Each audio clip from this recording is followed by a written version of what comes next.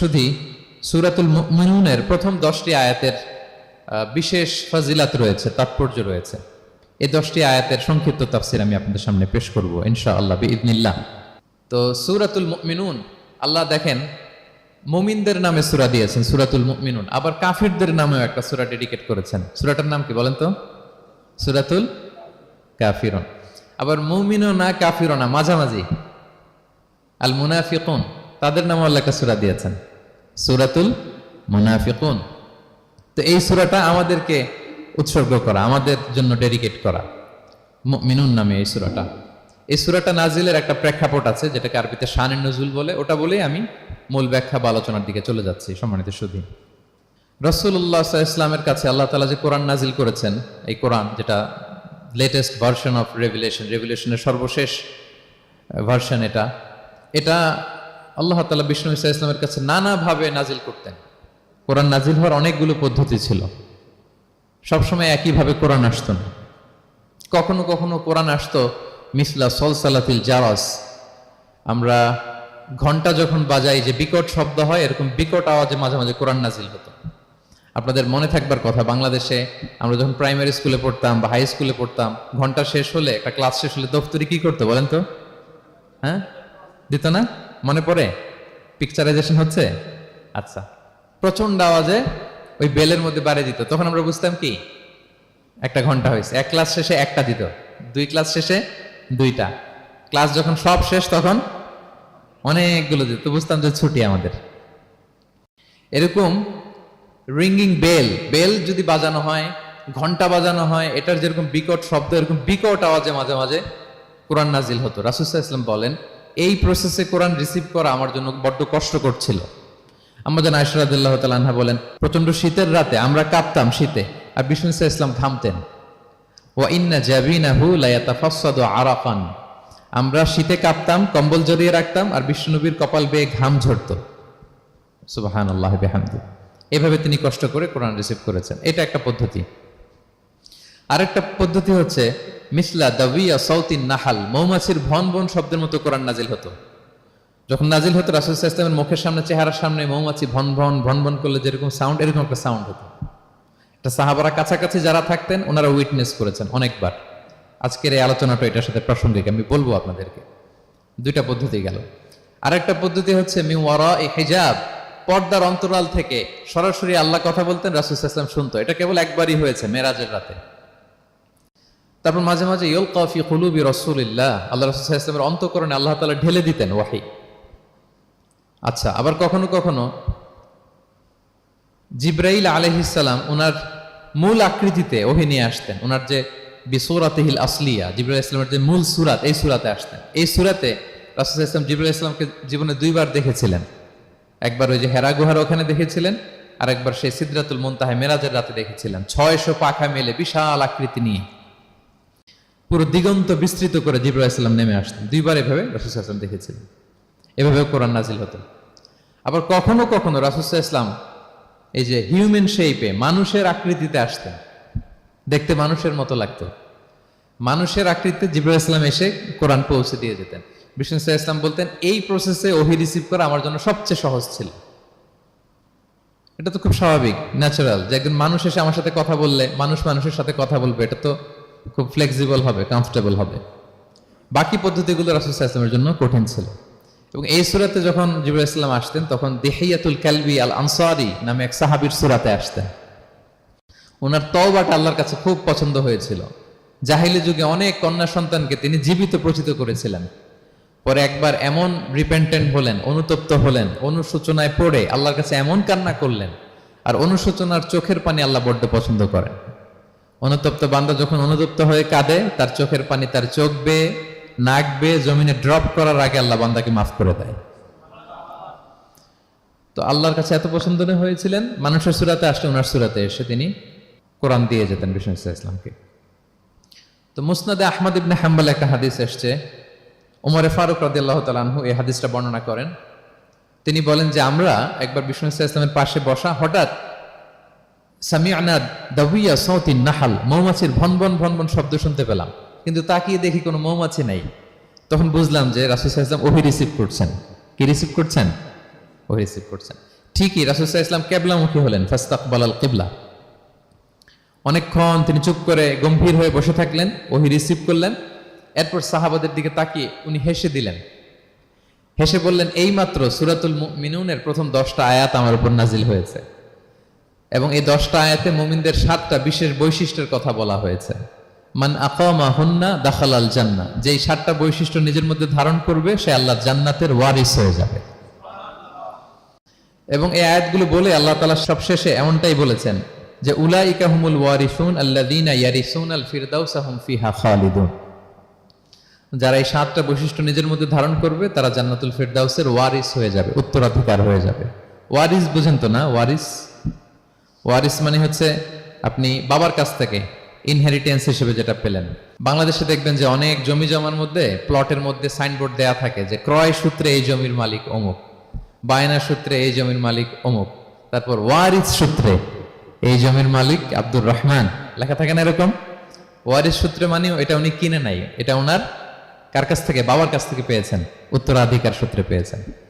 তো দেখেন আল্লাহ তাআলা এই শব্দটাই, লিটারালি এই শব্দটাই ব্যবহার করেছেন যে আল্লাযীনা ইয়ারিসুনাল ফিরদাউসা হুম ফিহা খালিদুন। বিশ্বাসীরা যদি এই 7টা গুণ নিজের মধ্যে ধারণ করে তাহলে বাবার সম্পদে সন্তানের যেমনি ভাগ থাকে সে ওয়ারিস হয়, আমার এই উম্মতেরা, আল্লাহর এই বান্দারা জান্নাতুল ফিরদাউসের ওয়ারিস হয়ে যাবে। তো বলেন আমরা জান্নাতুল ফিরদাউসের ওয়ারিস হতে চাই কি চাই না? চাই, সবাই চাই। হ্যাঁ বলেন বলেন, চাই তো? ইনশাআল্লাহ ইনশাআল্লাহ, আল্লাহুম্মা জাআলনা মিনহুম। তো আমরা তাহলে শুনি আল্লাহ তাআলা কি বৈশিষ্ট্যের কথা বললেন যেগুলো ধারণ করলে আমরা জান্নাতুল ফিরদাউসের ওয়ারিস হব।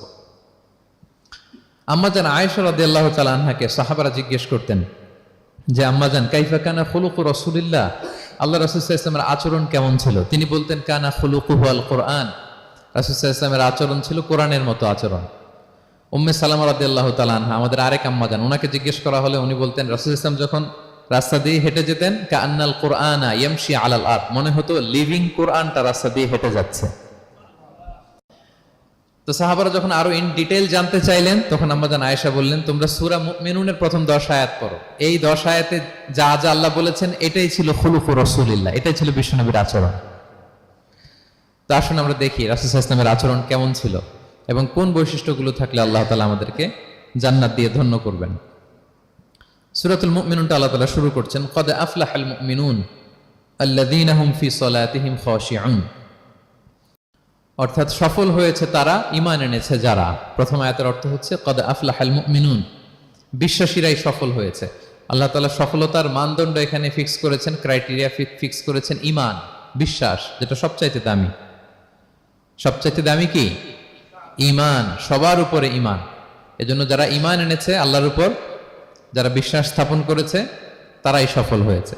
তো এই বিশ্বাসীদের কিছু গুণাবলী থাকতে হবে, কিছু ফিচার থাকতে হবে, তবেই তারা জান্নাতের ওয়ারিস হবে। সেগুলো কি আল্লাহ শুরু করছেন। আল্লাহ বললেন প্রথম বৈশিষ্ট্য হচ্ছে আল্লাযীনা হুম ফি সালাতিহিম খাশিউন। 7টা বৈশিষ্ট্যের প্রথমটা বলতেছি, যারা সফল হয়েছে বিশ্বাসীরা, ওই বিশ্বাসীরা যারা তাদের সালাতে বিনয়াবনত থাকে, বিনম্র থাকে। সালাত যখন আদায় করে তারা খুশু খুদুর সাথে সালাত আদায় করে, এটা হচ্ছে প্রথম বৈশিষ্ট্য। বিনয়ের সাথে। খুশু খুদু মানে হচ্ছে অন্তরের একাগ্রতা এবং অঙ্গ প্রত্যঙ্গের একাগ্রতা। খুব সহজে আপনার অন্তরটাও থাকবে, এখানে আল্লাহর ভয় থাকবে, একাগ্র চিত্তে আপনি আল্লাহকে স্মরণ করবেন, আবার অঙ্গ প্রত্যঙ্গগুলো ঠিক থাকবে, এগুলো নড়াচড়া করবে না। আমরা অনেকে সালাতে দাঁড়ালে খুব বেশি নড়াচড়া করি, সালাতে কিন্তু খুব বেশি মুভমেন্ট করা যায় না, এটা নিষেধ। খুব জরুরি প্রয়োজন ছাড়া মুভমেন্ট করা নিষেধ।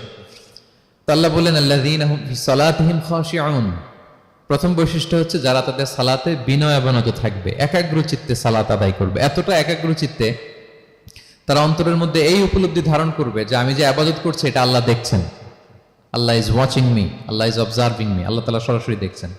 এবং রাসূল সাল্লাল্লাহু আলাইহি ওয়াসাল্লাম এটাই বলেছেন যে আনতা আবুদাল্লাহ কাআন্নাকা তারাহু ফাইন লাম তাকুন তারাহু ফাইন্নাহু ইয়ারাক, এমন ভাবে ইবাদত করো মনে করো যে তুমি আল্লাহকে দেখছো। আর এটা যদি ভাবতে, এই উপলব্ধি আনতে যদি কষ্ট হয় তাহলে অন্তত এতটুকু তো ভাবো যে আল্লাহ তোমায় দেখছেন, আল্লাহ আমাকে দেখছেন। এই ভাবনাটা অন্তরে আনা যায় না? চাইলেই আনা যায়। আমরা যেন এই উপলব্ধিটা নিজেদের মধ্যে রিয়েলাইজেশনটা বিল্ড আপ করার চেষ্টা করি যে আমি যে মুসল্লায় দাঁড়ালাম এই যে আমি কিয়ামুল লাইল করতেছি, এই যে তারাবিতে আমি 20 রাকাত পড়তেছি লম্বা সময় ধরে, আল্লাহ কিন্তু দেখছেন। আমার সিজদা, আমার রুকু, এগুলো আল্লাহ তাআলা সরাসরি কি করছেন? দেখছেন।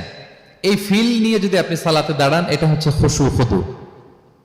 সাহাবারা এতটা বিনয়াবনত ভাবে একাগ্র চিত্তে নিমগ্ন হয়ে সালাতে প্রবেশ করতেন, মরুভূমির মাঝখানে ওনারা সালাত পড়ার সময় মাঝে মাঝে মরুভূমির পাখি এসে ওনাদের কাঁধে বসে যেত, মাথায় বসে যেত। পাখিগুলো মনে করতো এগুলো হয়তো খেজুর গাছ টাছ কিছু একটা হবে। কি হবে? খেজুর গাছ হয়তো হবে। আবার যখন রুকুতে যেতেন, পাখি উড়াল দিত। তার মানে কি, খুব বিনয়াবনত ভাবে বিনম্র চিত্তে ওনারা সালাত পার করতেন। তাহলে এটা হচ্ছে প্রথম বৈশিষ্ট্য। প্রিয় ভাইরা, আমরা যেন সালাতে অত্যন্ত বিনয়ের সাথে একাগ্র চিত্তে, with full of solemnity and submission, একটা সাবমিসিভ ভাব যেন আপনার থাকে, যে আপনি নিজেকে সর্বোচ্চ উজাড় করে নিজেকে আল্লাহর কাছে পেশ করছেন। এই অ্যাটিটিউডটা যেন আমাদের নামাজের মধ্যে থাকে। এটা হচ্ছে 1 নম্বর বৈশিষ্ট্য, আল্লাযীনা হুম ফি সালাতিহিম খাশিউন, যারা বিনয়াবনত ভাবে থাকে। অনেকে বলে, হুজুর মন বসে না নামাজে আমার। এটা অনেকের প্রশ্ন, অনেকের জিজ্ঞাসা, যে মনটা ধরে রাখতে পারি না, নামাজে দাঁড়ালেই সারাদিন যেটা মনে হয় না ওইটা নামাজে মনে চলে আসে। এরকম হয় না? সারাদিন এটাকে কি যেন ভাবতেছিলাম মনে নাই, নামাজে দাঁড়ালেই মন চলে আসে। তারপরে মনকে আরবিতে বলে, অন্তরকে বলে কলব। কলব মানে যেটা খুব নড়াচড়া করে, মুভমেন্ট করে, ওইটাই কলব। মন দেখবেন এদিকে ছোটে, ওদিকে ছোটে। ওই যে আমরা ছোটবেলায় একটা গান শুনতাম, গানটা হচ্ছে পাগল মন, মন কেন এত কথা বলে। মানে মন এদিকে ছোটে, ওদিকে ছোটে, মনকে ধরে রাখা বড্ড জটিল, কষ্টকর। তো এটা স্বাভাবিক। অনেকেই বলে, হুজুর আমার মন থাকে না নামাজে, একাগ্র চিত্তে নামাজ তো আদায় করতে চাই, কিন্তু মনটাকে ধরে রাখা যায় না। তো কিভাবে এই খুশু খুদু সাবমিসিভনেস আপনি কিভাবে বাড়াবেন, এটাও বিষ্ণু সাল্লাল্লাহু আলাইহি ওয়াসাল্লাম আমাদেরকে ইনস্ট্রাক্ট করেছেন, গাইড করেছেন।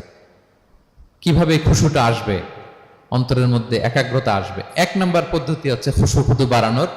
সালাতে যখন আপনি দাঁড়াবেন, বিষ্ণু বলেন সল্লু সলাতান মুআদ্দিয়া। বিষ্ণু বলেন, মনে করো যে নামাজটা পড়তেছো এটা হতে পারে তোমার বিদায়ী নামাজ, শেষ নামাজ জীবনের। হতে পারে না? ধরেন যে মাগরিবের সালাত যে আমরা আজকে পড়বো, এমন তো হতে পারে এটাই আমাদের জীবনের শেষ নামাজ। কি বলেন? হতে পারে কি না? পারে। আমরা কে কখন চলে যাব আমাদের তো জানা নাই। তো এই যে মুসল্লায় যখন আমরা দাঁড়াই, তখন কেন আমরা এটা ভাবি না যে it could be the last and final prayer in my life? হতে পারে এটাই আমার জীবনের শেষ নামাজ। এটা যদি আপনি ভাবতে পারেন, তখন দেখবেন ঠিকই আপনার একাগ্রতা, সাবমিসিভনেস এটা বাড়তেছে। আপনাকে যদি বলা হয় যে আজকে রাত 10টায় তোমার দুনিয়ার সফর শেষ, নতুন স্টেশনে যেতে হবে, আলামুল বারজাকে, তোমার শেষ, তোমার মৃত্যু হয়ে যাবে।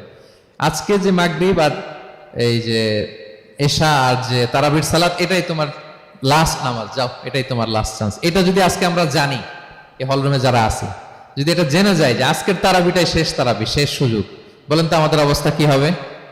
প্রতিদিন ধরেন যে মাগরিবের নামাজের পরে একটু নিউজ দেখেন, একটু ফেসবুকে ঢুকেন, আজকেও তো ঢুকবেন, তাই না? ঢুকবেন। কি করবেন আজকে? আল্লাহ আকবার, সব বাদ দিয়ে অজু করে আতর মেখে জায়নামাজটা ভিজিয়ে দীর্ঘ কিয়ামুল লাইল করবেন। সিজদায় পড়ে চোখের পানি দিয়ে জায়নামাজ ভিজিয়ে দেবো আমরা, ঠিক কিনা? কারণ আমি নিশ্চিত হতে পেরেছি এটাই আমার শেষ নামাজ। তো এটা তো প্রত্যেক সালাতের ক্ষেত্রেই আমাদের প্রযোজ্য। আসলে আমরা যে নামাজ পড়ি, যে কোনো নামাজই তো আমার শেষ চান্স হতে পারে। কি বলেন? হতে পারে কি পারে না? বলেন তো। পারে।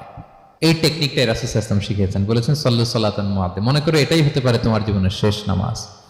আমাদের ইউনিভার্সিটিতে ইমাম বেসার, যিনি চিফ ইমাম, উনি নামাজের আগে একটা চমৎকার অ্যানাউন্সমেন্ট দেয়। উনি বলে যে let's perform this Salah as if this is our last and final prayer. চলুন এমনভাবে নামাজটা পড়ি, ভাবি যে হতে পারে এটাই আমার জীবনের শেষ নামাজ। তাহলে সম্মানিত, শুধু এই ভাবনাটা নিয়ে যদি আমরা মুসল্লায় দাঁড়াই, দেখবেন যে ওই দিন আপনার মনে দিক যাবে না, একটা ভয় কাজ করবে যে হায় রে, হতে পারে এটাই আমার লাস্ট চান্স, আর আমার রবকে সিজদা দেওয়ার সুযোগ হয়তো আমি আর পাবো না। তাহলে এখন থেকে আমরা সালাতে যখন দাঁড়াবো এটা ভাববো যে this could be my last chance in my life. হতে পারে এটাই শেষ চান্স, আমি একাগ্র চিত্তে আমার সালাতটাকে আল্লাহর কাছে উপস্থাপন করি। কি বলেন, পারা যাবে তো ইনশাআল্লাহ? খুশু খুদু বাড়ানোর 1 নম্বর টিপস। খুশু খুদু বাড়ানোর 2 নম্বর টিপস হচ্ছে তাড়াহুড়ো না করা। আমরা অনেকে তাড়াহুড়ো করি, রুকু থেকে হুট করে দাঁড়িয়ে যাই, তারপরে সোজা হয়ে দাঁড়িয়ে না থেকে তাড়াতাড়ি সেজদায় চলে যাই। 2 সেজদার মাঝখানে ধীরস্থির ভাবে বসার কথা, আমরা না বসেই 2য় সেজদায় চলে যাই। এই প্রবণতা আমাদের অনেকের আছে না? এটা কিন্তু নিষেধ। তা'দীলুল আরকান, বাকি সব মাযহাবে এটা ফরজ। আপনি তাড়াহুড়ো করলে আপনার নামাজই হবে না। আর আমাদের মাযহাবে, হানাফি মাযহাবে এটা ওয়াজিব। ওয়াজিব তরক করলে সাউ সিজদা দিতে হয়। দুই সেজদার মাঝখানে আপনি সুস্থির হয়ে বসবেন। অনেকে দেখা যায় একটা সেজদা দিয়ে মাথা কোনো রকম উঠিয়েই আরেক সেজদায় বসেও নাই ঠিক মতো আরামসে, এরকম আছে না? এটা যদি কেউ করে আমাদের মাযহাব অনুযায়ী তার সাউ সিজদা দিতে হবে। তাহলে এরকম তাড়াহুড়ো করা যাবে? আর এখন থেকে তো কি করবেন বলেন? ধীরস্থির ভাবে নামাজ পড়বো। No rushing, no rushing in সালাহ, নো হ্যাস্টিনেস ইন সালাহ। নামাজে রাশ করা যাবে না, রিল্যাক্সের সাথে আমরা নামাজ পড়বো, ধীরস্থির ভাবে নামাজ পড়বো। রুকু সিজদাগুলো খুব চমৎকার ভাবে আদায় করবো। রাসূল সাল্লাল্লাহু আলাইহি ওয়াসাল্লামের রুকু যে দিতেন, ওনার পিঠটা এত স্ট্রেট ফরওয়ার্ড হতো, সাহাবারা বলতেন লাউ ইস্তাকাররা আলাইহিল মা লাসাব্বা আলাইহিল মা আলাস্তাকাররা। পানি ভর্তি এক গ্লাস পানি যদি রাসূল সাল্লাল্লাহু আলাইহি ওয়াসাল্লামের রুকু দেওয়া পিঠের উপর রেখে দেওয়া হয়, পানিটাও পড়বে না, গ্লাসটাও ভাঙবে না। তার মানে এত স্ট্রেট ফরওয়ার্ড পিঠ ছিল। আবার রাসূল সাল্লাল্লাহু আলাইহি ওয়াসাল্লাম বলতেন আসওয়াউন নাসি সারিকাতান মান ইয়াসরিকু ফিস সালাহ। তিনি বললেন সবচাইতে বড় চোর যে নামাজে চুরি করে। সাহাবারা বললেন ওয়া কাইফা ইয়াসরিকু মিন সালাতিহি ইয়া রাসূলুল্লাহ, নামাজে আবার কিভাবে চুরি করে? রাসূল সাল্লাল্লাহু আলাইহি ওয়াসাল্লাম বললেন লা ইউতিম্মু রুকুআহা ওয়া সুজুদাহা, রুকু সেজদাগুলো সুন্দর করে আদায় করে না, সেই নামাজ চোর। তা আমরা যেন রুকু সেজদাগুলোকে খুব সুন্দরভাবে ধীরস্থির ভাবে যেন আমরা আদায় করি, আমরা যেন তাড়াহুড়ো না করি। রাসূল সাল্লাল্লাহু আলাইহি ওয়াসাল্লাম একবার মসজিদে নববীতে বসা, এক সাহাবী এসে নামাজ পড়ে রাসূল সাল্লাল্লাহু আলাইহি ওয়াসাল্লামকে সালাম দিলেন। রাসূল সাল্লাল্লাহু আলাইহি ওয়াসাল্লামের সালামের উত্তর দিয়ে বলেন ইরজিআ ফাসাল্লি ফাইন্নাকা লাম তুসাল্লি, যাও তুমি আবার নামাজটা পড়ে আসো, তোমার নামাজ হয়নি। সাহাবী যে আবার নামাজ পড়ে আবার আসলেন, রাসূল সাল্লাল্লাহু আলাইহি ওয়াসাল্লাম আবার বললেন সাল্লি ফাইন্নাকা লাম তুসাল্লি, নামাজ পড়ে এসো, হয় নাই। আবার গেলেন, আসলেন, আবার বললেন তুমি নামাজটা পড়ে আসো, হয় না। এবার তো বেচারা কেঁদে দিয়ে বলে ইয়া রাসূলুল্লাহ লা উহসিনু মিন যালিক, এর চেয়ে ভালো পারি না আমি, আপনি আমাকে শিখিয়ে দেন। রাসূল ইসলাম তখন বললেন যখন নামাজে দাঁড়াবা ফাতিহা পড়বা আর একটা সূরা মেলাবা, ধীরস্থির ভাবে দাঁড়াবা। যখন রুকুতে যাবা হাত্তা তাতমাইন্না রাকিআন, ধীরস্থির ভাবে রুকু করবা। তুমি তাড়াহুড়ো করেছো, রুকু থেকে যখন সোজা হয়ে দাঁড়াবা ধীরস্থির ভাবে দাঁড়াবা, নাকি তাড়াহুড়ো করবেন? ধীরস্থির ভাবে দাঁড়াবেন, কয়েক সেকেন্ড দাঁড়াবেন, তাসবিহ পড়বেন, এরপরে সিজদায় যাবেন। যখন সিজদায় যাবা হাত্তা তাতমাইন্না সাজিদান, রিল্যাক্স। সালাতের মধ্যে কিভাবে থাকতে হবে? উইথ রিল্যাক্সেশন, রিল্যাক্সের সাথে তুমি সিজদা দিবা। দুই সিজদার মাঝখানে বসে আবার রিল্যাক্স, আবার তুমি ধীরস্থির ভাবে বসবা। এইভাবে পুরো সালাতটা প্রত্যেকটা রাকাত তুমি এভাবে আদায় করবে। তার মানে সালাতে তাড়াহুড়ো করতে বিষ্ণু ইসলাম নিষেধ করেছেন। এমনকি অনেক সময় আমরা রুকু পাবো না বলে দৌড়ে যে সালাতে অংশগ্রহণ করি, এটাও নিষেধ করেছেন। আমরা অনেক সময় এরকম করি না? মাগরিবের নামাজে রুজু করতেছি, ইমাম সাহেব ওয়াদ-দুহা ওয়াল-লাইলি ইযা সাজা, এই সূরাটা তো মুখস্থ, তো টের পাচ্ছি যে আমি এখন মুখ ধুইতেছি আর সূরা দোহা তো শেষ হয়ে যাবে, কোন রকম ওযু করে দৌড়ে যে অংশগ্রহণ করে যাতে রাকাতটা পায়, এটা নিষেধ করেছেন বিষ্ণু ইসলাম। এটা করবেন না। আপনি ধীরস্থির ভাবে ওযু করবেন, ধীরস্থির ভাবে যাবেন, তাড়াহুড়ো করবেন না। আপনি কার সামনে যাচ্ছেন? মালিকুল আমলাক, রাজা ধীরাজ, আরশের অধিপতি। আপনি তাড়াহুড়ো করে গেলে তো আপনি হাঁপাতে হাঁপাতে অস্থির হয়ে যাবেন, ব্রেথ ইন ব্রেথ আউট করতে করতে। ধীরস্থির ভাবে যাবেন, অংশগ্রহণ করবেন। রাসূল সাল্লাল্লাহু আলাইহি ওয়াসাল্লাম বলেন ইদা উকিমাতিস সালাতু ফালা তাআতুহা তাসাউন, নামাজ শুরু হয়ে গেলে দৌড়ে দৌড়ে যে অংশগ্রহণ করবে না। আলাইকুম বিসাকিনা, ধীরস্থির ভাবে যে অংশগ্রহণ করবে। ফামা আদরাকতুম ফাসাল্লু, ধীরস্থির ভাবে যে যতটুকু পাও অতটুকুই পড়ো। ওমা ফাতাকুম ফাআতিমু, যেটা ছুটে যায় নিজে পরে দাঁড়িয়ে আদায় করে নাও। সুবহানাল্লাহি বিহামদি, কত সহজ করে দিয়েছেন। তাহলে সালাতে তাড়াহুড়ো করা যাবে? প্রিয় ভাইরা বলেন তো, তাড়াহুড়ো করা যাবে আর আজকে থেকে? না, আমরা তাড়াহুড়ো করবো না, আমরা ধীরস্থির ভাবে যে সালাতে অংশগ্রহণ করবো, তাহলে আপনার খুশু খুদু বাড়বে। দুইটা টিপস গেল। 3 নাম্বার হচ্ছে জামাতে সালাত আদায় করতে হবে, তাহলে আপনার একাগ্রতা বাড়বে। সলাতুল জামাআতি তাফদুলু সলাতাল ফাযি বি27 দারাজা, একাকী নামাজ পড়লে যে সওয়াব, জামাতে পড়লে 27 গুণ বেশি সওয়াব। জামাতে পড়বেন। রাসূল সাল্লাল্লাহু আলাইহি ওয়াসাল্লাম সবসময় জামাতে সালাত পড়তেন। ইন্তেকালের আগেও এই সালাতের ব্যাপারে তিনি আমাদেরকে ওসিয়ত করেছেন, বলেছেন আসসালাতু আসসালাত ওয়া মা মালাকাত আইমানুকুম। ইন্তেকালের আগ মুহূর্ত, এখনই রূহ কবজ হবে, এর আগে উনি কি বলেছেন? সালাত, উম্মতেরা সালাত, নামাজ, নামাজ যেন নষ্ট না হয়। উমর ফারুক রাদিয়াল্লাহু তাআলা আনহুর সময়ে একজন অগ্নি উপাসক ছিল, তার নাম আবু লুলু আল মাজুসি। উনি মুগীরা ইবনে শুবা রাদিয়াল্লাহু তাআলা আনহু নামে এক সাহাবীর দাস ছিলেন, মুকাতাব দাস। কন্ট্রাক্ট ছিল যে এত টাকা দিলে তাকে আজাদ করা হবে। তো এই অগ্নি উপাসক মাজুসি এসে উমর ফারুককে বলে, খলিফাতুল মুসলিমিন, আমার মালিক সাহাবী মুগিরা আমার কাছে প্রতিদিন অনেক টাকা চার্জ করে। উনি বললেন, তাই নাকি? কত চার্জ করে? বলে যে এত চার্জ করে। তো বলতেছে, আচ্ছা তুমি তাহলে কি কাজ করো, কি কাজ জানো? বলে যে আমি খঞ্জর বানাতে জানি, ছুরি, ছোট ছুরি আর কি। বলতেছে, ওরে আল্লাহ, যারা খঞ্জর বানাতে জানে তারা তো অনেক টাকা মেক করে, সেই হিসাবে তো মুগিরা বেশি চার্জ করে না, অল্পই চার্জ করছে। সে ইনসাফপূর্ণ চার্জই করেছে। কিন্তু এই আবুল উল মাজুসির এই কথাটা পছন্দ হয় না, সে রাগান্বিত হয়ে গেল, হয়ে বলে, ওমর, সবার ক্ষেত্রে তুমি নরম আর আমাকে তুমি কঠিন নিয়ম শেখাও না, দাঁড়াও তোমাকে আমি দেখাচ্ছি। মনে মনে বলতেছে এটা। রেগে মেগে সে বাড়িতে এসে আজকে একটা খঞ্জর বানাইছে, দুই মুখ খঞ্জর, ওয়া মাকবাদাতুহু ফি ওয়াসাতি, এটার হ্যান্ডেলটা মিডলে, এদিকেও মাথা এদিকেও মাথা, এটার ধার করে প্রতিদিন বিষ মাখায় এটাতে। আর মনে মনে বলে, ওমর দাঁড়াও তোমাকে আজকে আমি দেখাবো। তো ওমরে ফারুককে আল্লাহ তাআলা স্বপ্নে দেখিয়েছেন যে একটা লাল মোরগ ওনাকে 3টা ঠোকর মেরেছে। উনি সাহাবাদের কাছে বলেছেন যে আমি স্বপ্নে দেখেছি একটা লাল মোরগ আমাকে 3টা ঠোকর মেরেছে। তো সে খঞ্জরকে ধার দিয়ে একদিন ফজরের নামাজে, ওয়াকানু ইউসাল্লুনা বিগালাস, ওনারা খুব অন্ধকার থাকতে ফজরের নামাজ পড়তো, সে বুরনুস, এক ধরনের জুব্বা যেটার মাথা আছে, ওটা পরে হুডির মতো আর কি, হুডি চেনেন তো না, হুডির মতো একটা জুব্বা পরে সে অন্ধকারে, সে তো আসলে অমুসলিম, সাহাবাদের সাথে পিছনে দাঁড়াইছে নামাজের ভান করার জন্য, আর এই খঞ্জরটা নিয়ে গেছে সাথে। ওমরে ফারুক ফজরের সালাত শুরু করলেন, প্রথম রাকাত শেষ করলেন, দ্বিতীয় রাকাতের জন্য যখন দাঁড়াইছেন তখনই সে প্ল্যান মাফিক খঞ্জর বের করে ওমরে ফারুকের পেটের মধ্যে 3বার স্টেবিং করলেন, আঘাত করলেন। করার সাথে সাথে ওমরে ফারুক উল্টে পড়ে গেলেন আর বললেন, খাতালানি আল কালব, কোন এক কুকুর আমাকে আঘাত করেছে। তো সাহাবার ওমরে ফারুককে ধরলেন, আর এই অগ্নি উপাসক এই খঞ্জর নিয়ে কাতারের মাঝখান দিয়ে 2 দিকে খঞ্জর চালাতে চালাতে যাচ্ছিলেন। যে সাহাবাই ধরে সেই আঘাতপ্রাপ্ত হয়ে ওখানে 7 থেকে 10 জন স্পট ডেথ, জায়গায় মারা গেছে। পরে এক সাহাবী নিজের জামা খুলে তার গায়ে ছুঁড়ে মারছে, তখন সে ওইটাতে পেঁচিয়ে পড়ে গেছে। যখন বুঝে গেছে যে আমাকে ধরে ফেলবে, সে সুইসাইড করে ফেলছে, নিজেকে নিজে মেরে ফেলছে। তো ওমরে ফারুক তো বেহুশ, ওনাকে নিয়ে যাওয়া হলো, পিছন থেকে একজন নামাজের ইমামতি করলেন। তো ওমরে ফারুক রাদিয়াল্লাহু তাআলা আনহু হুশ ফিরে পেলেন। হুশ ফিরে পাওয়ার পরে দিনের বেলা যখন হুশ আসলো ওনার, সবাই চারদিকে বসা, যে হায় হায় আমাদের আমিরুল মুমিনিনের কি জানি কি হয়। হুশ ফেরার পরে ওনার মুখের প্রথম কথাটা ছিল আসাল্লান নাস, মানে আমার নেতৃত্বে যে ফজরের সালাতটা শুরু হয়েছিল এটা কি ঠিকঠাক শেষ হয়েছিল? সুবহানাল্লাহ পড়বেন না? আচ্ছা বলেন তো, এই মুহূর্তে আমরা কি করতাম?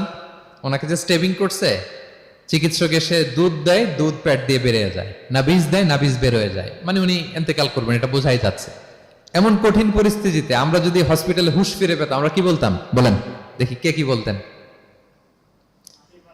কে মারছে, আমারে বাঁচানো যায় কিনা, মাউন্ট এলিজাবেথে নিয়ে চলো, সিঙ্গাপুরে অথবা বামরুন গ্রেডে নিয়ে চলো, আমেরিকাতে নিয়ে চলো, অথবা আমার তো ওখানে ব্যাংক ব্যালেন্স আছে, আমি তো মরে যাবো, আমার ছেলেগুলার কি হবে, হ্যাঁ আমার মেয়েগুলার কে দেখবে, এগুলো ছিল আমাদের কনসার্ন।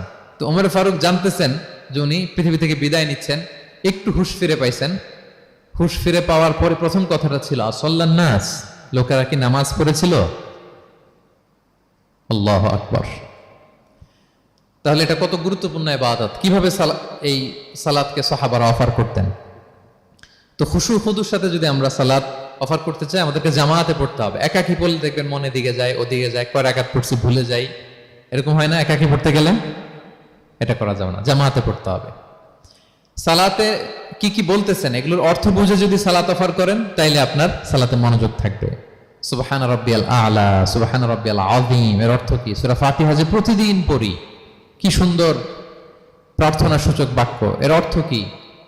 আল্লাহ সকল প্রশংসা তোমার, আল্লাহ তুমি দয়াময় মেহেরবান, আল্লাহ তুমি বিচার দিবসের মালিক, যেদিন তোমার আরশের ছায়া ছাড়া কোনো ছায়া থাকবে না। নবীদের যে পথে চালিয়েছে ওই পথে আমাদেরকে চালাও, যারা ভ্রান্ত হয়েছে, যারা তোমার ক্রোধের শিকার হয়েছে ওই পথে আমাদেরকে চালিও না। কি চমৎকার চমৎকার কথামালা দিয়ে আমরা এই দোয়াগুলো পড়ি। আমরা অর্থ বুঝি না বলে আমাদের হৃদয়েও টাচ করে না, ঠিক কিনা?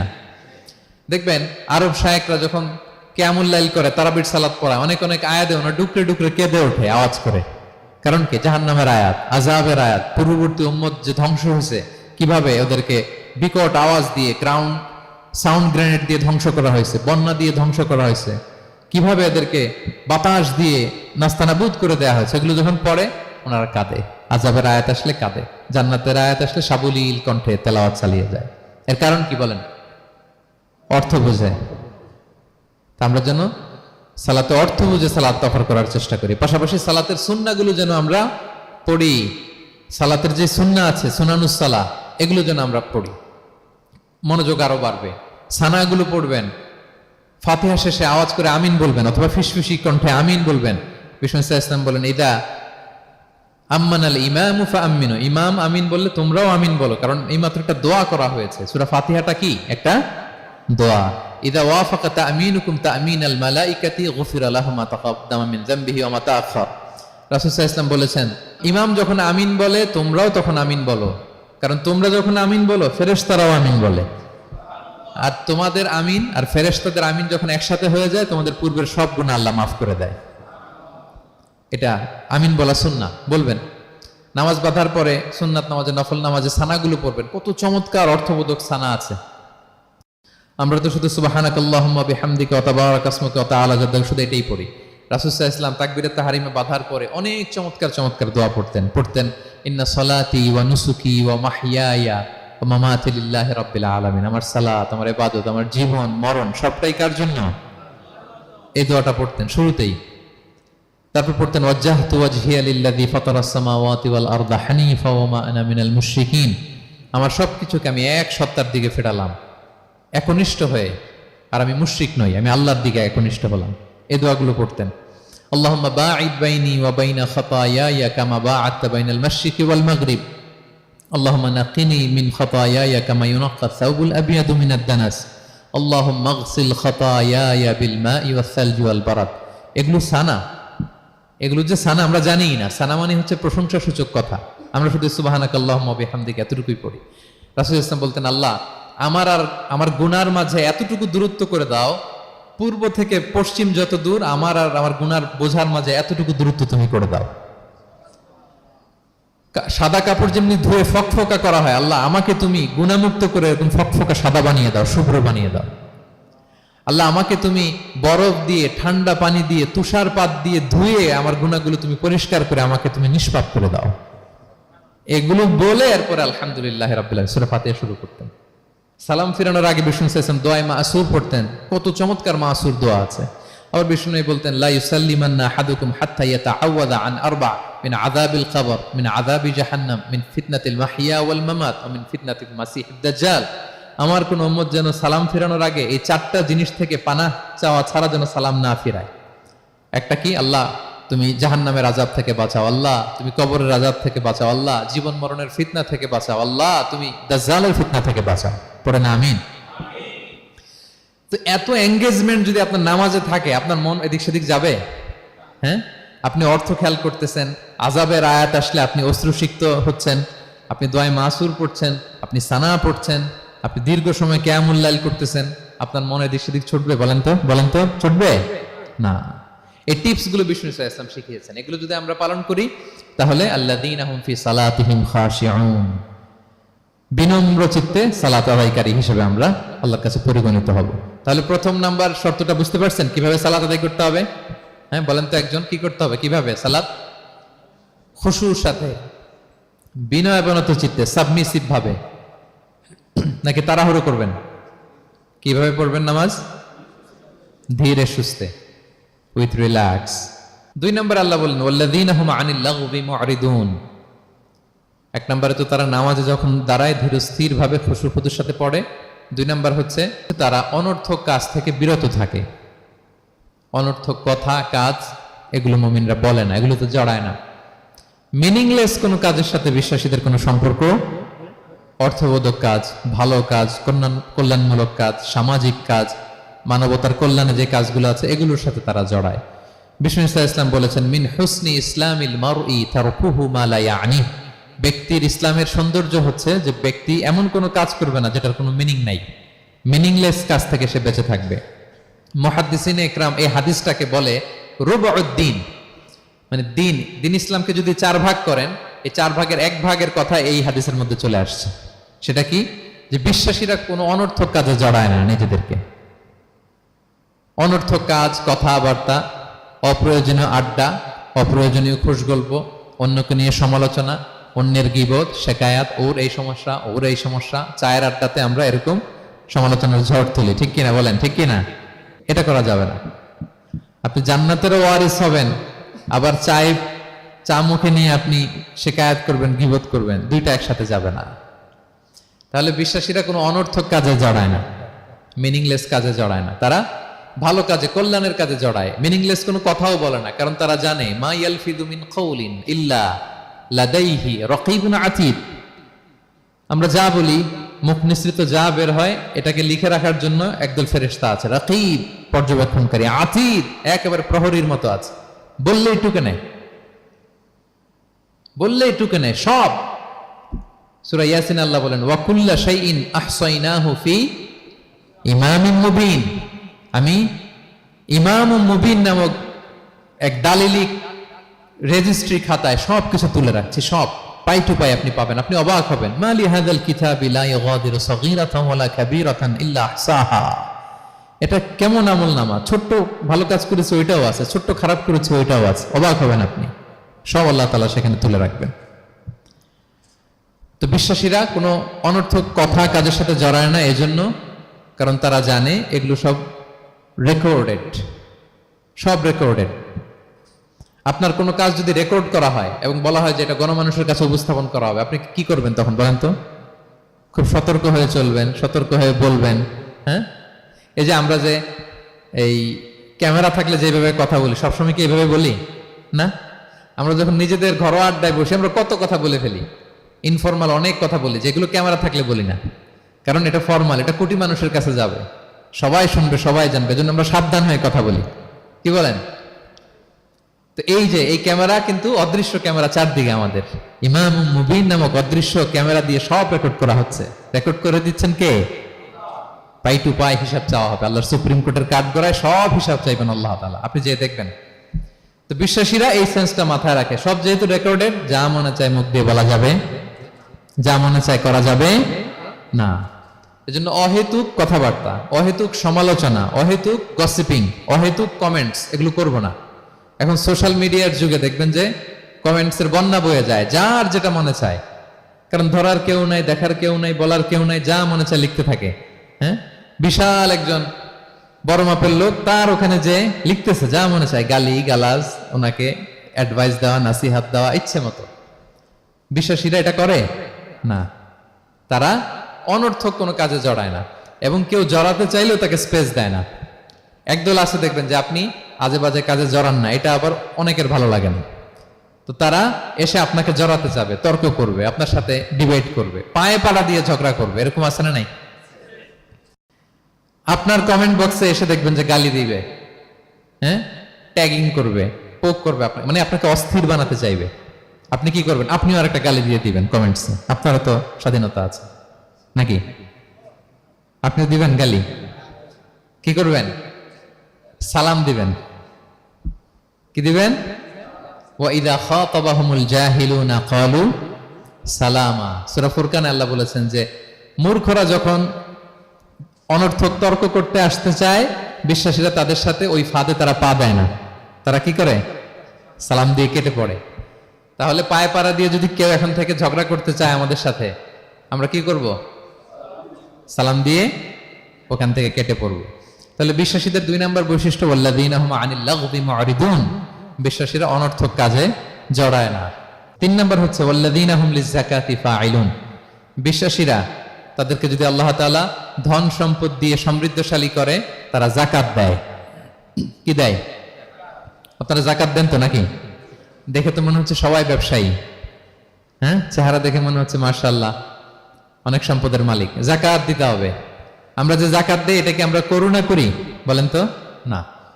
যাকাত হচ্ছে গরিবের হক। ওয়াফি আমওয়ালিহিম হাক্কুন লিসাইলি ওয়াল মাহরুম, আল্লাহ বলে ধনীদের সম্পদে গরিবদের অধিকার আছে। তা আপনি যখন কারো অধিকার দিলেন, আপনি কি তার প্রতি করুণা করলেন? হ্যাঁ, অধিকার কি করুণা? বলেন তো না। আপনার সম্পদে গরিবের অধিকার, আপনি করুণা করেন নাই, বরং আপনার থেকে যাকাত নিয়ে ওই গরিব আপনাকে করুণা করে গেছে। কারণ যাকাত নেয়া তার জন্য আবশ্যক না, আপনার দেয়া আবশ্যক। ও যদি বলে আমি যাকাত দিব না, তো আপনি কারে দিবেন? ও যাকাত গ্রহণ করে আপনাকে বাঁচালো, তাহলে credit goes to them, thanks goes to them. ইসলাম চায় এই যে অর্থনৈতিক তারল্য, এটা সমাজে সবার কাছে থাক, এক পাশে গাছতলা আরেক পাশে পাঁচতলা, এরকম বিভাজন ইসলাম চায় না। ইসলাম চায় সবার হাতে টাকা পয়সা থাক। কাইলা ইয়াকুনা দুলাতান বাইনাল আগনিয়াই মিনকুম, টাকা পয়সা যেন শুধু ধনীদের মধ্যে সার্কুলেট না হয়, সবার কাছে যেন যায়। এজন্য আল্লাহ বলেন তোমাদের সম্পদে গরিবের অধিকার আছে। এটা করুণা না, এটা অধিকার। আর যদি এই ফরজ ইবাদত আপনি আদায় না করেন, আল্লাহ বলেন কঠিন শাস্তি তোমাদের জন্য অপেক্ষা করছে। আল্লাযীনা ইয়াকনিজুনা আয-যাহাবা ওয়াল ফিদ্দাতা ওয়া লা ইউনফিকুনহা ফি সাবিলিল্লাহ ফাবাশশিরহুম বিআযাবিন আলীম। স্বর্ণ জমায়, রূপা জমায়, ব্যাংক ব্যালেন্স, যাকাত দেয় না, তাদের জন্য কঠিন আযাব, কঠিন আযাবের সুসংবাদ দিয়েছেন আল্লাহ। দুঃসংবাদ না, সুসংবাদ। মানে হেয় করে, তুচ্ছ করে আল্লাহ তাআলা বলেছেন। ছেলে ইংরেজি পরীক্ষায় ফেল করছে, মা বলে ফেল করছে না, পড়াশোনা তো নাই, তোমার বাবা আসুক, এমন মাইট দিবে, মাইট দিলে মজা টের পাবা। আচ্ছা বলেন তো, মাইট দিলে কি মজা লাগে না ব্যথা লাগে? কিন্তু মা কি বলছে? মজা টের পাবা। মানে ওরে তুচ্ছ করে, তাচ্ছিল্য করে বলছে, মায়ের তীব্রতা বোঝানোর জন্য বলছে যে এমন মাইট দিবে, টের পাবা, দাঁড়াও, তোমার বাবা আসুক আজকে ঘরে। আল্লাহ ওইটাই বললেন। এই সম্পদগুলোকে লোহার খুন্তি বানিয়ে জাহান্নামের আগুনে পোড়ানো হবে। 3 জায়গায় ছাকা দেওয়া হবে। তুকুয়া বিহা জিবাহুহুম, কপালে, পাজরে, পিঠে। আর বলা হবে হাযা মা কানাস্তুম, এগুলো তুমি জমায় রাখছিলা, দাও নাই মানুষকে। Bank balance, FDR, fixed deposit, price bond, এটা সেটা দাও নাই তুমি। আর হাদিসে এসেছে সুজা আন আকরা, টেকো সাপ হবে, মোস্ট ভেনোমাস স্নেক। সাপের মাথায় কিন্তু চুল গজায়, জানেন? সাপের মাথায় পশম আছে, কিন্তু যেই সাপের যেটা বেশি বিষাক্ত, ওটার মাথায় পশমও থাকে না বিষের কারণে। এরকম সাপ ওই সম্পদগুলো সাপ হয়ে ছোবল মারবে আর বলবে আনা মালুক, আমি তোমার প্রাইস বন্ড, আমি তোমার ব্যাংক ব্যালেন্স, আমাকে খাওয়ার জন্য তো রাখছিল, আজকে উপভোগ করো। আল্লাহু আকবার। আল্লাহ আমাদেরকে হেফাজত করুক। সো যাদের সম্পদ আছে আমরা যেন যাকাত দেই, হিসেব করে করে যেন দেই। আপনাদের স্ত্রীদের যাদের অর্নামেন্টস, জুয়েলারি আছে, তারা যেন তাদের সম্পদের যাকাত দেয়। 25 গ্রাম যদি সোনা থাকে বা 595 গ্রাম যদি রূপা থাকে, অথবা এই পরিমাণ সম্পদ থাকে, ভাবিরাও যাকাত দিতে হবে। এটা ইন্ডিভিজুয়াল ইবাদত। আপনার যাকাত আপনার, ভাবির যাকাত ভাবির। আপনি চাইলে টাকা দিয়ে হেল্প করতে পারেন, কিন্তু ওনারও হিসাব করতে হবে এবং এটা কম্পালসারি, দিতেই হবে, দিতেই হবে। তাহলে ওয়াল্লাযীনা হুম লিয-যাকাতি ফাঈলুন, 4 নাম্বার হচ্ছে তারা যাকাত দেয়। 5 নাম্বার 6 নাম্বার আল্লাহ এক আয়াতে বলে ফেলেছেন, ওয়াল্লাযীনা হুম লিআমানাতিহিম ওয়া আহদিহিম রাউন, বিশ্বাসীরা আমানতের হেফাজত করে আর কথা দিলে কথা রাখে। 5 নাম্বার হচ্ছে আমানতের খেয়ানত করে না বিশ্বাসীরা, কারণ আমানতের খেয়ানত করে এটা মুনাফিকের আলামত। ইযা তুমিনা খানা, বিষ্ণু বললেন মুনাফিকদের বৈশিষ্ট্য হচ্ছে ওদের কাছে আমানত রাখলে ওটা আর পাওয়া যায় না পরে। এমন লোক আছে না সমাজে, আমানত রাখলে আর পাওয়া যায় না। তারা কি মুমিন না মুনাফিক বলেন তো? ইন্নাল্লাহা ইয়া'মুরুকুম আন তুআদ্দুল আমানাতি ইলা আহলিহা, আল্লাহ বলেছেন যার আমানত তাকে বুঝিয়ে দাও। বিষ্ণু ঈসা ইসলামকে মক্কার লোকেরা 2টা উপাধি দিয়েছিল, এক হচ্ছে আস-সাদিক, 2 হচ্ছে আল আমিন। সাদিক মানে সত্যবাদী। কারা দিয়েছিল? ঘোর শত্রুরা, অপোজিশন পার্টি, তারা উপাধি দিয়েছে। একটা হচ্ছে সাদিক মানে কি, আর একটা হচ্ছে আল আমিন, বিশ্বস্ত। এতটা বিশ্বস্ত যে বিষ্ণু ঈসা ইসলাম মক্কা থেকে মদিনায় যেদিন হিজরত করতে যাবেন, আমানতের জিনিসগুলো উনি আলী রাদিয়াল্লাহু তাআলা আনহুর কাছে রেখে গিয়েছিলেন। এত এত আমানতের সম্পদ ওনার ঘরে ছিল। এই ডিপোজিট বুঝিয়ে দিতে আলী রাদিয়াল্লাহু তাআলা আনহুর টানা 3 দিন সময় লেগেছে, মক্কাবাসীদের আমানত বুঝিয়ে দিতে। সো যার আমানতদারিতা নাই তার ঈমান নাই। বিষ্ণু বলেছেন লা ঈমানা লিমান লা আমানাতা লাহ, যার আমানতদারিতা নাই ওর ঈমানই নাই। এবং আমানত ধ্বংস হয় এটা কিয়ামতের আলামত। ইযা দুইয়াতিল আমানাতু ফান্তাযিরিস সাআ, যখন আমানত নষ্ট হবে তোমরা কিয়ামতের অপেক্ষা করো। এখন বলেন তো আমাদের সমাজে আমানতের কি অবস্থা? খুবই খারাপ। আল্লাহু আকবার। আমানতটা কিন্তু এই যে এই ভাই আমাকে 2000 রিঙ্গিট রেখে বলছে আগামী মাসে এটা আমি নিব, একটু রাখেন, শুধু এটাই আমানত না। আল্লাহ আপনাকে যে পুরো সম্পদ দিয়েছেন এটা আমানত। আপনার ব্যবসা প্রতিষ্ঠান এটা আল্লাহর দেয়া আপনার কাছে আমানত। আপনার ছেলে আছে, মেয়ে আছে, স্ত্রী, তারা আল্লাহর দেয়া আমানত আপনার কাছে। আপনার নেম, আপনার ফেম, আপনার পাওয়ার, আপনার নলেজ, এগুলো আল্লাহর দেয়া আমানত। আপনি দেশের প্রধানমন্ত্রী, পুরো দেশটা আপনার কাছে আমানত, ঠিক কিনা? এই আমানতের ব্যাপারে জিজ্ঞেস করা হবে। বিশ্বাসীদের বৈশিষ্ট্য তারা আমানতকে হেফাজত করে, আমানত রক্ষা করে। আমানতের খেয়ানত তারা কোশ্চিন কালেও করে না। 6 নম্বর হচ্ছে ওয়া আহদিহিম রাউন, বিশ্বাসীরা কথা দিলে কথা রাখে, তারা ওয়াদার খেলাফ করে না। ওয়াদার খেলাফ করাও কিন্তু মুনাফিকের আলামত। ওয়া ইযা ওয়াআদা আখলাফা, ওয়াদা দিলেই মুনাফিকরা এটা খেয়ানত করে, তারা কথা দিয়ে কথা রাখে না। এবং আপনি কাউকে কথা দিয়ে যদি না রাখেন, এরকম প্রত্যেকটা প্রমিস, কমিটমেন্টের ব্যাপারে আপনি জিজ্ঞাসিত হবেন। আল্লাহ বলেন ওয়া আউফু বিল আহদি ইন্নাল আহদা কানা মাসউলা, কথা দিলে কথা রাখো। ছেলে মেয়েদের কথা দিলে কথা রাখবেন, বন্ধু বান্ধবদেরকে কথা দিলে কথা রাখবেন, স্ত্রীকে কথা দিলে কথা রাখবেন। প্রমিস দিলে এটা রাখতে হবে, কারণ এ ব্যাপারে জিজ্ঞেস করা হবে। নবীদের মধ্যে ইসমাঈল আলাইহিস সালাম ওয়াদা রক্ষার ব্যাপারে খুব বেশি সোচ্চার ছিলেন, সব নবীরাই ছিলেন, উনি বেশি সোচ্চার। এজন্য আল্লাহ বলেন ওয়াজকুর ফিল কিতাবি ইসমাঈল ইন্নাহু কানা সাদিকাল ওয়াদি ওয়া কানা রাসূলান নাবিয়্যা। উনি ছিলেন সাদিকাল ওয়াদ, প্রতিশ্রুতি রাখতেন। এক লোকের সাথে ওনার কথা হলো যে আগামীকাল বিকেলে ওনারা দেখা করবেন। ইসমাঈল সাল্লাম বিকেলবেলা আগামীকাল যে এক গাছের নিচে কমিটমেন্ট ছিল যে অপেক্ষা করলেন, কিন্তু ওই লোক আসে নাই, ভুলে গেছে। ইসমাঈল সাল্লাম ভাবলেন আজকে ভুলে গেছে, মনে হয় আগামীকাল আসবে, আগামীকাল আমি যাব। এরপরের দিন আল্লাহ নবী ইসমাইল যে ওই লোকের জন্য ওখানে হাজির, কিন্তু ওই লোক ওই দিনও আসে নাই। ইসমাইল সাল্লাম বললেন মনে হয় এরপরের দিন আসবে। ইসমাইল সাল্লাম এরপরের দিনও যায় হাজির। এভাবে একদিন দুই দিন না, টানা 30 দিন উনি আসরের পরে ওই গাছের নিচে ওই লোকের জন্য অপেক্ষা করেছেন। কারণ ইন্নাল আহদা কানা মাসউলা, কথা দিলে কথা রাখতে হবে। তো এখন আমরা কথা দিয়ে কথা রাখি তো নাকি? রাখেন রাখেন, সবাই বলেন এই চেষ্টা করতে হবে, রাইট? কথা দিলে আমরা যেন কথা রাখি। সব শেষে 7 নম্বর আল্লাহ বললেন ওয়াল্লাযীনা হুম আলা সালাওয়াতিহিম ইউহাফিজুন, বিশ্বাসীরা তাদের সালাত হেফাজত করে। একটু খেয়াল করে দেখেন, 7টা গুণের প্রথমটাও কি নিয়ে? সালাত নিয়ে, আবার শেষটাও। তার মানে কি বোঝা গেল? এটা বেশি গুরুত্বপূর্ণ না কম গুরুত্বপূর্ণ? সব নষ্ট হতে পারে, মুমিনের নামাজ নষ্ট হতে পারে, নামাজকে হেফাজত করতে হবে। হাফিজু আলা সালাওয়াত, আল্লাহ বললেন তোমাদের নামাজগুলোকে তোমরা হেফাজত করো। আগের যুগের উম্মতেরা সেনাগলকে না গেলে ইবাদত করতে পারতো না, চার্চে না গেলে ইবাদত করতে পারতো না, কিন্তু আমরা মসজিদেও নামাজ পড়তে পারি, বাইরেও পড়তে পারি। 5টা বিশেষ বৈশিষ্ট্য আল্লাহ তাআলা বিশ্বনবী সাল্লাল্লাহু আলাইহি ওয়াসাল্লামকে দিয়েছিলেন। এর মধ্যে একটা হচ্ছে জুইলাত লি আল আরদু কুল্লুহা মাসজিদান ওয়া তাহুরা, আল্লাহ আমার জন্য পুরো জমিনটারে মসজিদ বানায় দিয়েছে। পুরো জমিন, আপনি ফ্লাই করতেছেন, বিমানে পড়তে পারবেন, আপনি সাগরে আছেন, জাহাজে পড়তে পারবেন, আপনি বিকেলবেলা মাঠে আছেন, অজু থাকলে আল্লাহু আকবার বলে দাঁড়ায় যাবেন, বন্ধুদেরকে নিয়ে যে কোনো জায়গায় নামাজ পড়া যায়, ঠিক কিনা? এই নামাজ নিয়ে কোনো এক্সকিউজ চলবে না। No excuse will be granted that day. দাঁড়িয়ে পড়তে পারেন না, বসে পড়তে হবে। বসে পারেন না তো শুয়ে পড়তে হবে। শুয়ে পারেন না তো ইশারায় পড়তে হবে। অজুর জন্য পানি নাই তো তায়াম্মুম করে পড়তে হবে, ঠিক কিনা? হাফিজু আলা সালাওয়াত, সালাতের ব্যাপারে সচেষ্ট হও, কারণ এটা প্রথম হিসেব চাইবেন আল্লাহ। আল্লাহ বলেন আউয়ালু মা ইউহাসাবু বিহিল আবদু ইয়াউমাল কিয়ামাতি আস-সালাহ, কিয়ামতের সর্বপ্রথম হিসেব হবে নামাজের। আওয়াজ করে বলেন কিসের? ফা ইন সালুহাত সালুহা সাইরু আমালি, নামাজের হিসেব যদি সহজ হয় সব সহজ, আর নামাজের হিসেব যদি গন্ডগোল হয় পুরো আমল নামায় গন্ডগোল লেগে যাবে। প্রিয় ভাইরা, তাই আমরা যেন সালাতের ব্যাপারে যত্নবান হই।